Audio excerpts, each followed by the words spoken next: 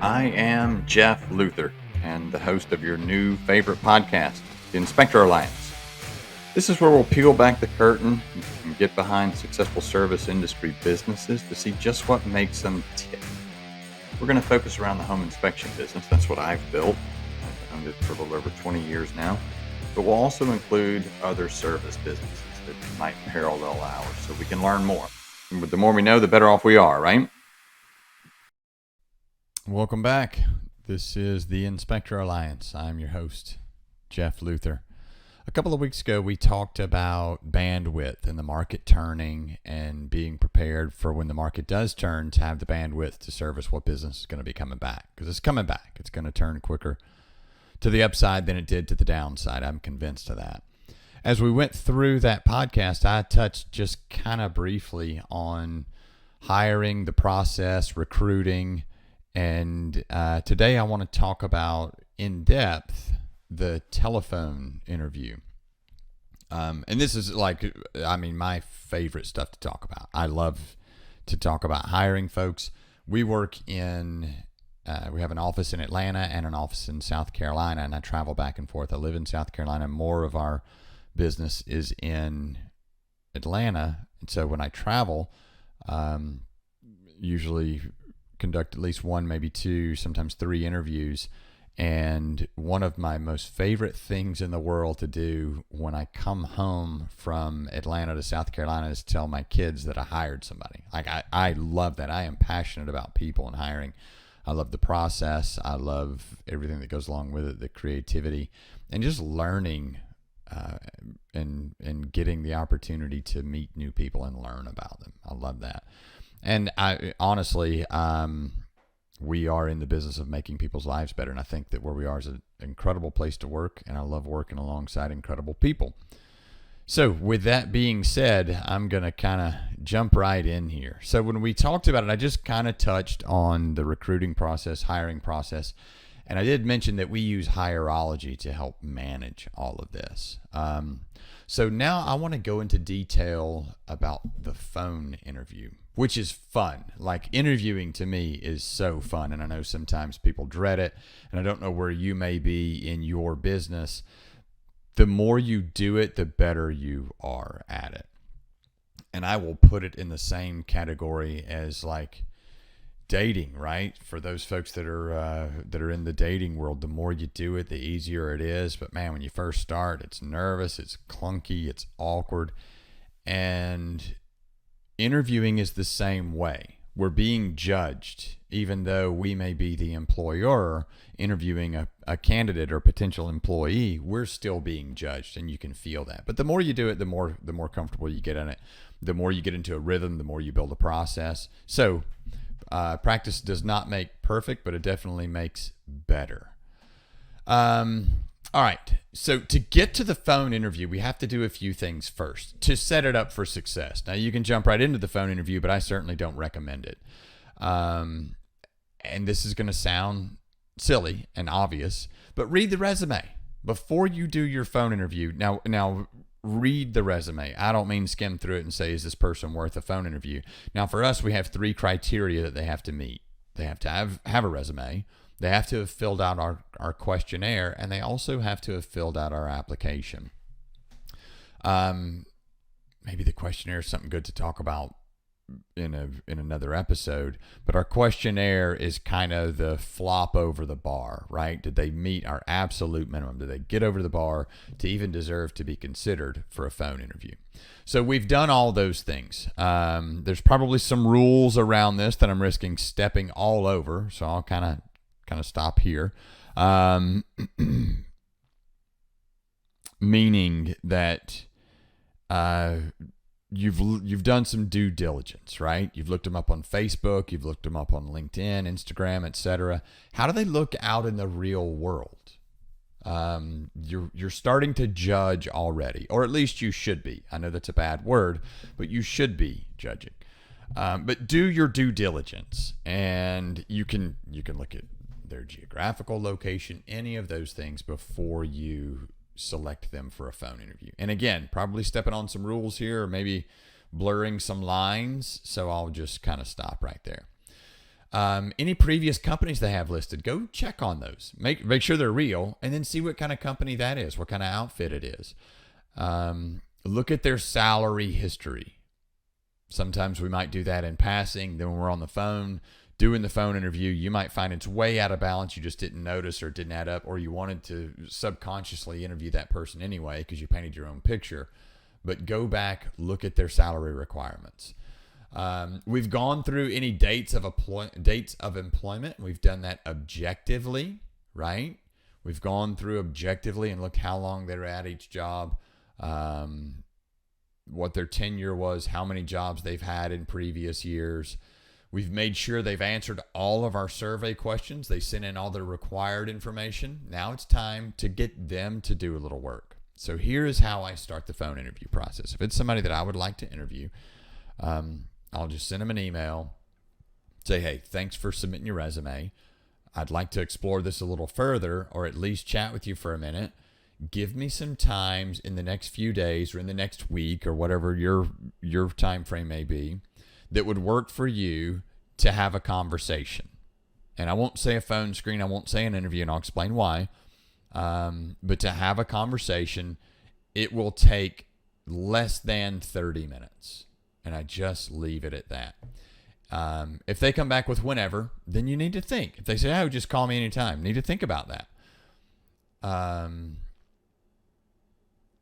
That means that there's no sense of urgency on their part. They might not be serious. They might not be working, or they might be in a job where they don't feel like it's a big deal just to stop what they're doing whenever they're doing it and take a phone call for an interview. So think about that. If they come back with just call me whenever, and then they might not be serious about the interview. Call them whenever and they're at Six Flags and they're willing to take a call for a phone interview. I don't know. Is that doing your best or being your best, or I don't do what it takes? I don't know. Then when they come back with some times, you pick one and then put it in your calendar immediately. Whatever you pick, and we use Hierology, so when you select it, it'll send them a notification. You can also get it copied into your calendar, but put it in your calendar immediately. I have forgotten numerous times. So the day of the interview, what I do when I'm doing phone interviews, and I know that I'm giving like specific details here, but this is what sets me up for success. So the day of the interview, when I'm doing the interview, I will either print out all the resumes, or I'll have them all downloaded on my desktop so I can easily refer back to them, whichever works best for you. Sometimes I'll print the resume and write notes on it, but I get a little long-winded, so doesn't always work. So now I just use it on my desktop, and I keep my notepad for notes with a blank sheet. Get a pen and a paper. Be ready to write. Be prepared to write. Be on time. Be on time. Start that interview off correctly. I know that sounds like elementary, but be on time. Be in a comfortable space. Sometimes when I do interviews at the office, I can feel the office get quiet, and I can feel people listening in on my conversation, and it changes the dialogue a little bit. So be in a comfortable space. For me, I'm comfortable in the office. I'm comfortable for people listening, but sometimes there are questions you would want to ask where you otherwise wouldn't. And then sometimes you're listening to people around you when you should be listening to the potential candidate. Always be professional. We all know that, right? And that goes back to comfortable space. So you can imagine being on the phone with your candidate, and their dogs are barking, or they got kids yelling in the background, stuff that you're concentrating on, you couldn't hear yourself think. Don't give yourself a pass because you're the one doing the hiring. You're giving the same impression that they're giving. So be in a comfortable space and get excited. Get excited about that position. You're about to hire somebody. You're about to create a job. You've done all the work, and now you have a position to fill. You're creating a job for someone, and now you have a position that you have opened up for somebody out there in the world to start building a really fantastic career.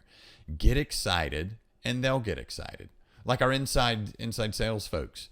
Answer the phone and smile. People feel it.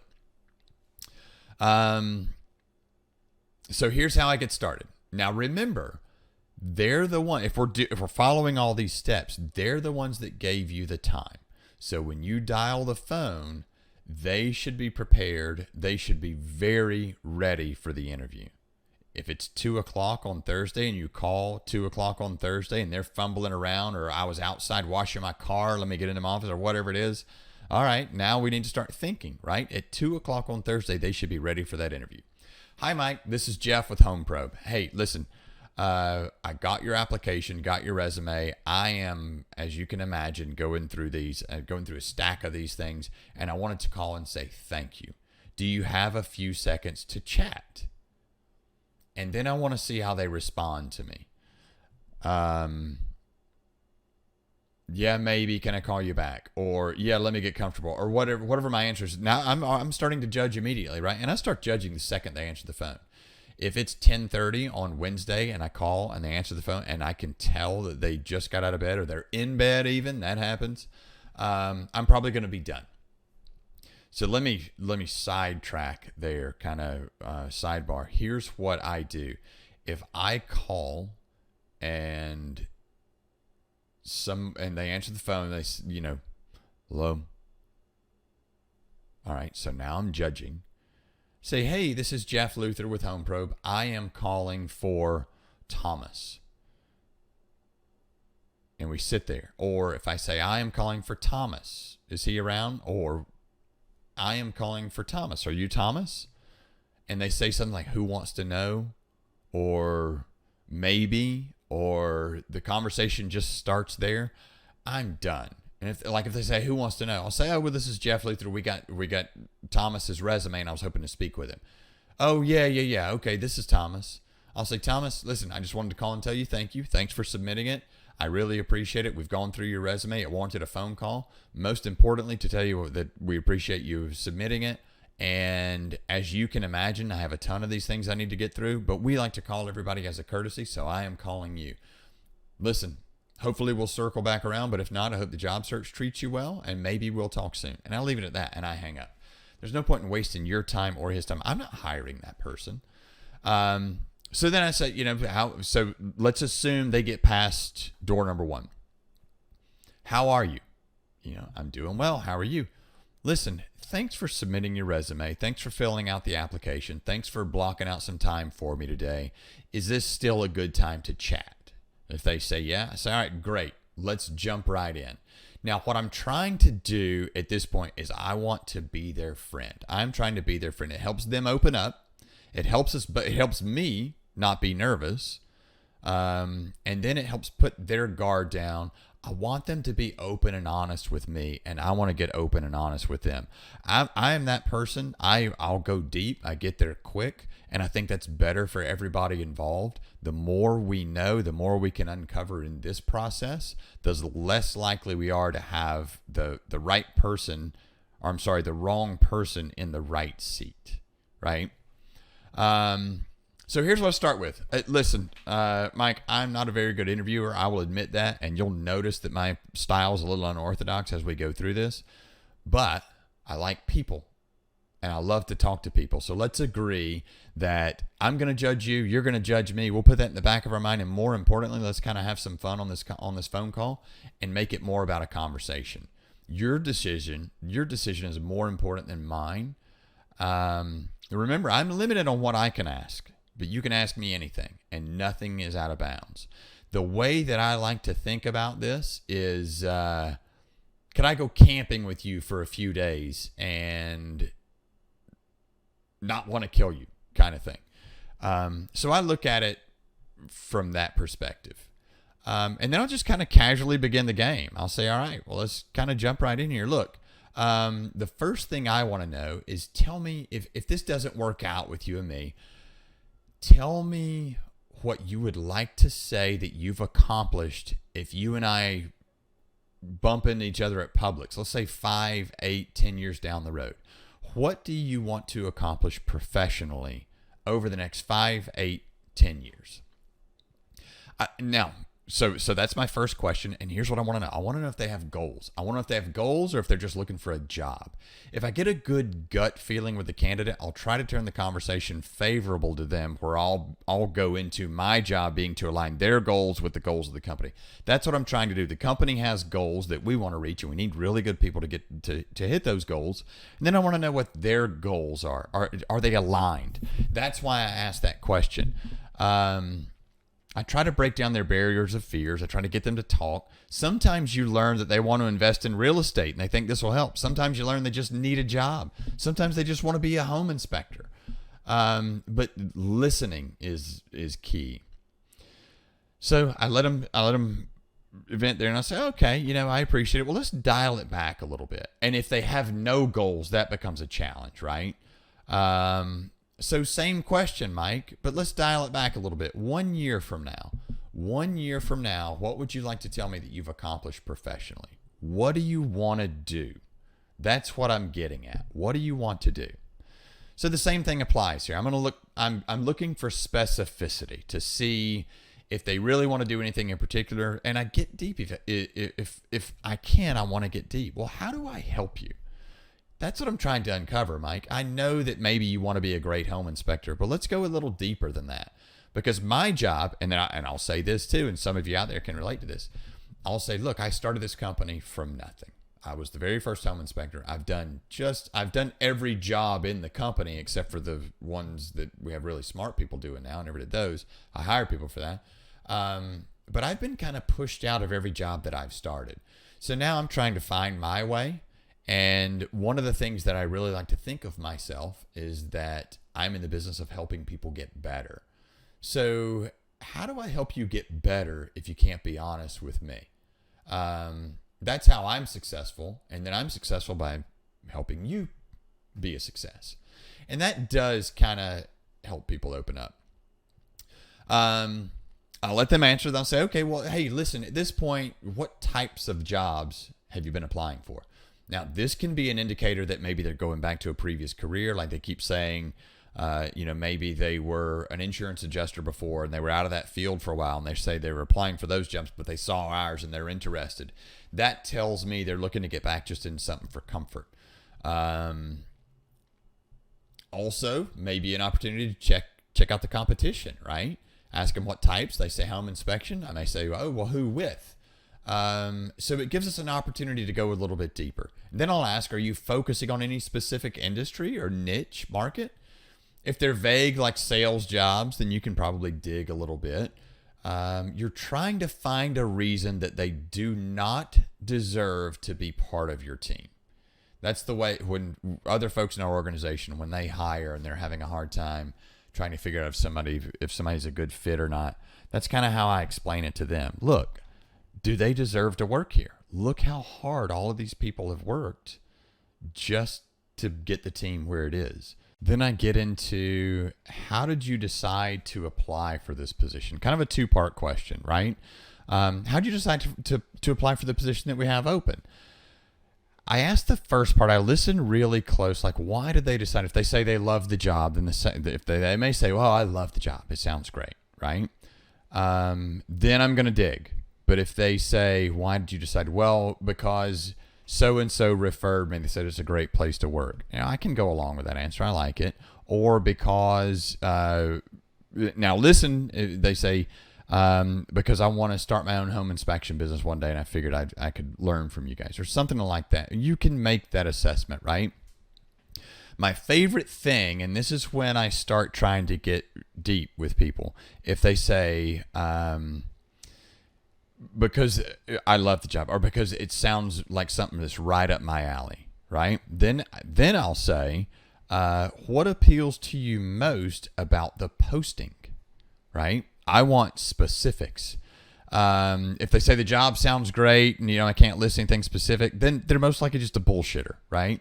The job sounds great. The company sounds great. Give me specifics. Now, I don't say, hey, give me specifics, but I ask those questions that should trigger specifics in their head. Then my next question, and what I'm trying to do there, what do they want? Why do they want this job? If they say company car sounds great, then I'll dig a little bit more. If they say, I love that you have insurance and retirement, then I'll dig more. I want to know about their family. Is this a family oriented person, or is this a family oriented move? I'll dig a little bit. Then my next question is, so tell me, what is your compensation expectation? And I'll sit there, and they'll usually go, I'll stop. I'll say, listen, I know it's a difficult topic. I'm not trying to negotiate with you right now. I'm not going to pin you down to a number. What I'm trying to accomplish is to make sure I'm not wasting your time or my time. I want to just make sure we're in the ballpark. So tell me, what's your compensation expectation? Now, this is where I try to find out what it really will take to hire them and for them to be happy. I preface it by saying the same to them. I'm not negotiating.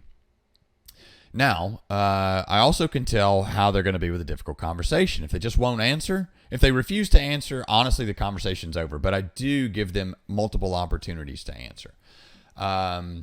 If they say, well, I don't know what that job is worth, say, well, what does it matter if the job's worth $50,000 a year or $500,000 a year? What does it take to make your world operate? That's what I'm trying to get to. I don't want to participate in hiring someone and them being in financial duress. I don't. I know what the job is worth for the company to pay, and I'm never going to pay you less than that, ever. All right. Then I kind of turn the conversation a little bit. Thanks for sharing your goals with me. Thanks for being open with me. Thanks for being honest, all of those things. And then I'll say, listen, when it comes to work, what would you say you're best at? Now pay attention. If they say they're best at being on time, if they say they're best at their work ethic, if they say they're best at being a good worker, if they're just flopping over the bar, those are things that I call pay to play, then I'll challenge them, right? Then I try to get them to find the greatness in themselves. And I'll say, oh, come on, Bill. We know you're better than that. What's your favorite thing to do? What do people tell you? What do you wish you saw in other people when you're checking out at Lowe's? Come on, man. What are you best at? What do you love? Tell me what you love about a job. And if you can't find anything about a job, tell me what you're best at personally. Personally, are you best at making someone feel good when they're down? Tell me about that. I try to get them to find their greatness. Remember, I'm not suggesting that's what you do. It's can burn some time, but I really love people. And that's pretty self-explanatory. Get them to listen. And if they kind of, if they're braggadocious about it, if they carry on a bit much, then I may start asking questions that might help us discover a narcissist. Like, what criticism have people given you that's not true, or something like that? Ask more clarifying questions. Probably a whole separate show. So they answer, then I'll turn it and I'll say, well, listen, I'm not going to ask you what you're bad at, because I think that's unfair, and also think people probably won't tell the truth. But let's be open and honest here. I want to make sure we have a good fit. Tell me some things in other jobs that you've done that you might not have enjoyed. And sometimes that leads to weakness, right? Getting dirty, sitting in traffic, talking to people, wasting time, complacency. Those things might indicate whether or not they're a good fit for your company. And have your values. Obviously, you want to make sure that the values match, right? Can they do the job? Then I'll go into a team. Tell me a little bit about your current team, or the last team you were a part of. And I try to, people get long-winded because they get nervous and they don't know how to end. So I try to keep that brief, but I just want to know what they think of a team. All right, scale of 1 to 10, 10 being the highest. How would you rate your last team's performance? It's a sometimes question. If they haven't been on a team, I won't ask that, obviously. But I want to see how they rated their performance. An 8. Okay, what would make it a 10? And I listen. And if they start blaming other people, then that's something I need to dig a little deeper into. What's been your greatest accomplishment over the years? Personal or professional? I like to hear what makes them tick. What can they come up with right on the spot? What motivates you? Motivates you is different than motive, right? What motivates you? What gets you going? Not what you want out of it, but what makes you go. If you've done your job of breaking down barriers with this candidate, then this is going to be relatively easy. I like to hear what makes them tick. What can they come up with? Will you be able to motivate them? So if they say, what motivates you? What motivates me is time off, or what motivates me is summer vacation. In our business, summer vacations are tough. So I want to make sure there's a good fit. Will they be happy? That's the most important thing. What's been the most difficult thing you've ever been asked to do in a job, and how did you get it done? I just like to hear about the story. And if it's something like, cover for my boss that sucked, or do all the hard work nobody else wanted to do, that's an indicator. Or if they're just saying, hey, look, I had an ethical issue. We had someone that was stealing. I had a guy one time that actually worked with a partner that was stealing. His most difficult thing he's ever been asked to do in a job was to turn him in. Here's one that I love. What would you say is the biggest misperception that people have of you? Now, the reason I ask this, I really like self-awareness. I like for people to know their strengths, but I also like for people to know their weaknesses. That helps in training. It helps in making people better, right? So what's the biggest misperception of you? For me, the biggest misperception people have of me is that I'm really a hard outer shell. I'm this really hard person. I'm really an asshole. I'm not. I'm really shy. I'm an introvert. I get really nervous around people. So I isolate. I close up. It's not because I'm an asshole. I love people. I want to be around people, but I feel like sometimes I don't have value to give them. So why would anybody want to listen to me? So that's a misperception that people have of me. Then I ask, as you go through your job search, what things do you consider to be most important? Now, listen, this is like going on Auto Trader and finding a new automobile, right? You have things that are non-negotiables: leather seats, heated steering wheel, power windows, satellite radio, whatever it is. What are some things that are non-negotiables for you? And I go through and I listen. I get a little concerned if all they talk about is what the job can do for them, pay, benefits, etc. I use this to dig about what it is they really want. If someone says work from home, it's not a fit, obviously. If they say they want to not deal with customers, it's not a fit. And then I ask, okay, so what are some deal breakers for you? What are things that you don't want in another job? I don't want to sit in traffic. Okay, that's not a fit. If they say, I worked weekends. I don't want to work weekends. I've been in retail. I don't want to work retail. Any of those things, I'm looking for that value fit, right? I want to make sure that I can make these people happy.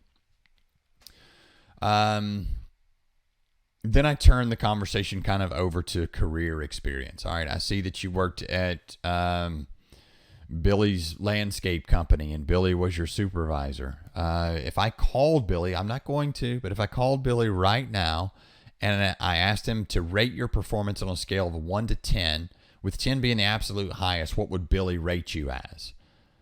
And then hear what he has to say. I like to hear the response. If I'm asking this question, then I'm pretty serious about the candidate. I need to really tune in, right?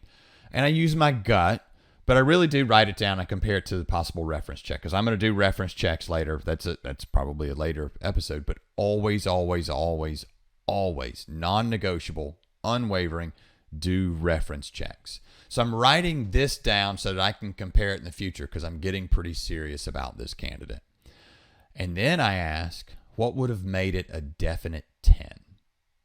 And hear what they have to say. Well, I could have done better with customers. I'm looking for honesty and candor. I don't really care what the answer is. I don't care if they said I could have stopped using meth. Everybody deserves a second chance. I don't care really what the answer is, but I want to know if they're self-aware. Do they see what their issue is, or is that a blind spot for them? Because that's going to make making this person better very difficult. I hope that makes sense. And then I'll say, this is my absolute favorite question. I ask this just to people in general too. I'll say, all right, well, you walk into a Barnes and Noble and you're greeted at the door and they say, congratulations, you're our 100th customer. And today is your lucky day. We've got a genie back in the back of the store. So I want you to go over to the self-help section. You can pick out any title book that you want, but it has to be something that's a self-help type book. Take it back to the back, and the genie is going to make that book come true for you. What's your title going to be? That's another way to dig a little deeper, right? To get to know this person. Do they know what their weakness is? Are they willing to admit it? Are they willing to be vulnerable with you in this phone interview? How open and honest are they willing to be? This is a person that you're about to, for all intents and purposes, this is a person you're about to marry, right? How open can we be? And then that's my job to start breaking these barriers down. Then I kind of turn it a little bit based on what you learned so far. I know that it's limited, but you've probably done your research about me, about the company, about our folks. You probably heard about us from so-and-so, but based on what you've learned about the job and about the company, do you think this position is a good fit for you? And I ask them this and I pause, they give a yes or no. And I just want to see if they'll go anywhere with it, or if they're going to start selling me. You may be interviewing an inspector that's going to be great in sales. Always be recruiting, right? So I let the silence make them uncomfortable. I just sit there and I see what they're going to do. If they want to sell me a little more on the job, if they start to sell me on them as a candidate, then I know in the back of their mind they like what they hear. They're a little bit excited about the job at least. So that's what I'm trying to accomplish there. Then I ask them why they think they're a good fit for the role. And I just hear what they have to say. That's pretty self-explanatory. Then I give them an opportunity. Is there anything that you've learned so far? Anything about the job? Anything about our company? Anything about me that gives you cause for concern? Anything that raises a flag? They usually say no. And then I ask them if there's anything that they thought I should have asked and didn't. Is there anything that I should have asked you that I didn't ask you? You know, you can see that my style is a little unorthodox. What would you have expected me to ask you? This is more a formality, but there's some clues that can be gleaned here, just depending on what they say. All right, what questions do you have for me? Either about the company, about the position, about me. You can ask me anything you want. There are no boundaries. I'm limited on what I can ask you, but you can ask me whatever. And sometimes I'll say, you can ask me, ask me anything about religion, ask me anything about politics, ask me about my family. I don't care. I want to see if they're willing to take that step. If they're going to take that step with you on an interview and start asking you about politics or religion, then what are they going to do with a client when they've gotten comfortable in your organization for a year? So think about that one. Walk me through your timeline for making a decision. When would be ideal for you to make your next move? Two things here that are critical. One, I want to know who they've been interviewing with. I want to know if they've gotten a job offer. Two, I also want to know what they're willing to do with their previous employer. I can start right now. I can start tomorrow. That whole 2-week notice thing, because they're going to leave you in that same position. This can speak to their character, can uncover things that they may have been hiding that you weren't thinking about. They either aren't going to give their current employer a notice. Maybe they're unemployed. They didn't disclose that. So many things that you can learn just by that simple sentence. This next question I ask, you do with it what you will. Maybe I do ask it. Maybe I don't. I will make a statement. We pay health insurance. We're in an office environment. We also we have company cars. We're in people's homes. We're face to face with clients. We like the idea of being a tobacco-free company, but that's hard. How do you feel about that? And I just see what they say. Smokers are difficult in our business because of all those things I just mentioned. Not that we don't hire smokers. We're whatever the word is, we hire whomever is the appropriate fit for the job, but that is a critical piece for us. Most of our inspections are in town, inside of the perimeter. How do you deal with traffic? This is self-explanatory, but I want to write this down, right? Because in the future, I want to write this down. I want it to be part of the interview process, because in the future, when that comes up and traffic is an issue, we need to be reminded. How's the job search been treating you so far? What other types of jobs have you been interviewing for? Has anyone issued you an offer? Anything pending? Anything I might need to know about? As I mentioned earlier, our company's interview process takes about 3 weeks, maybe 4, start to finish. Does that timeline work for you? Now I want to know, because if I really like this person, I might need to speed up my process, right? And then I want to see if that person's going to sell me. Are they going to push me? I want to see how they react to it. And two, I really want to know. And again, might be an opportunity to look at my competitors. And then when I'm done, I say, all right, is there anything that you feel is relevant to our conversation today that we didn't discuss, or that we didn't discover, or that we didn't cover? Higher level candidates may make a couple of suggestions, may talk a bit. They may make more than two. Usually when they start that, I kind of tune out. My ADD is like off the chart. People say they get squirreled. My squirrels show up like on a unicycle, wearing a tutu, juggling fire with strobe lights. So I don't pay attention that long. If they want to look good at my expense and tell me what I should have done, I've had that happen before too, then it's not a good fit. If they want to tell me everything they can do for my company, like when I get here, I'll fix you, I'll do this, you're successful in spite of yourself, then that's not a good fit either. If they're coming to save me from myself because I can't get out of my own way, that's not a good fit. All of those things are little pieces for us where we can just pick up bits and pieces of information. Then I score the interview and I'm done, and they may or may not move on to the next phase. But that is kind of the phone interview process in a nutshell. I know this is really long. I hope that it's helpful. One of the things I wish I would have known, oh my goodness, if I knew then what I know now. Again, I'm Jeff Luther, the Inspector Alliance. I hope this is helpful. I hope you like what you hear. There's plenty more coming at you. And if you want to follow along, click that like button. We'd love to see you again.